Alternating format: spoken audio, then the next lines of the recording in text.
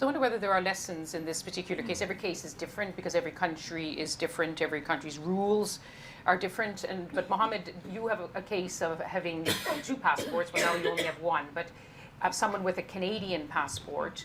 And there was constant discussion and criticism throughout those 2 years that whether or not the Canadian government was doing enough. There was a sense in which the Australian government was doing more to help Peter. Just how important is it for a government to stand up and speak out loudly and to work both in public and behind the scenes in a case like yours?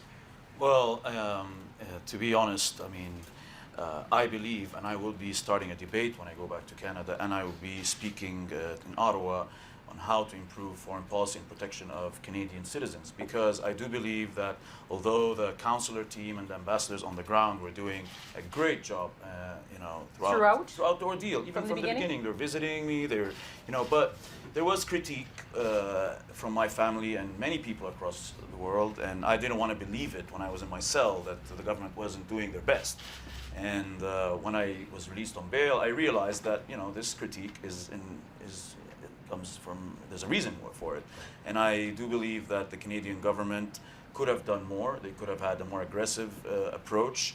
The Australian Prime Minister, for example, Mr. Tony Abbott, had called CC 3 times on the phone to ask for Peter's release. Then he called him to thank him, as far as I understand. And then my family started the Harper Call Egypt, and my friends back in Canada. It's a campaign that was quite successful.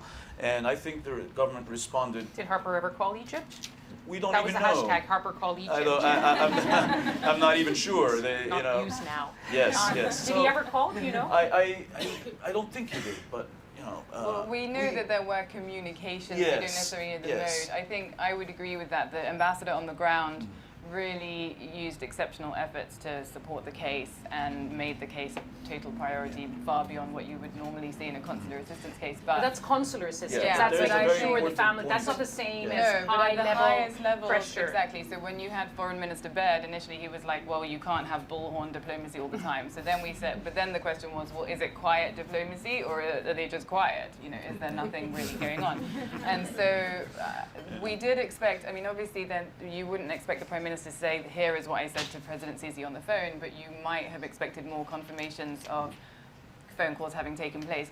I think particularly when there was a moment in the case where the Canadians had actually been told that Mohamed was going to be deported and Peter was sent back to Australia, and then they just didn't do it. And I think at that stage, as a sovereign state, this is the most infamous case of your citizen abroad being subjected to an unfair process, and you basically had an oral treaty with another state. When they renege on that, I think that's when you thought maybe more could have been done. That was an amazing moment to see Peter deported, and actually it happened in Marwa. I was in the hospital, and Marwa was sitting right there beside me, and we were so excited. But again, you get these mixed emotions, and why am I not on that plane? And you get assurances from your government that you're going. Marwa quit her job. We were ready to go.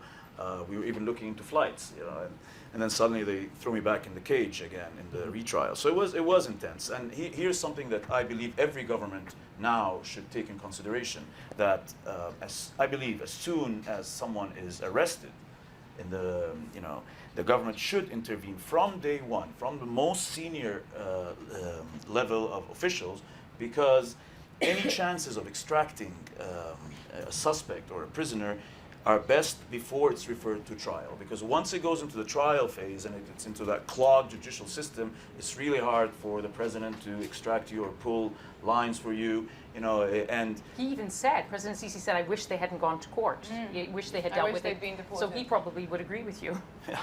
And also not only about extracting you, the support that you have all given us, and intervention from highest officials could actually save you on that single day in a prison. If you're sleeping on the floor, they'll get you a bed, they'll get you extra food, they allow you more outings.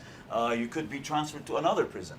I had a medical issue, for example, and it took a while for them to get on and get me out of that situation, but it was kind of late. But it only happened because of what you guys were doing, and I do believe that the governments should be much faster in intervening immediately as it happens, and not wait for junior ministers or embassy consular staff to come in. It's very, very important, and this is just a little bit of what I want to talk about in Ottawa.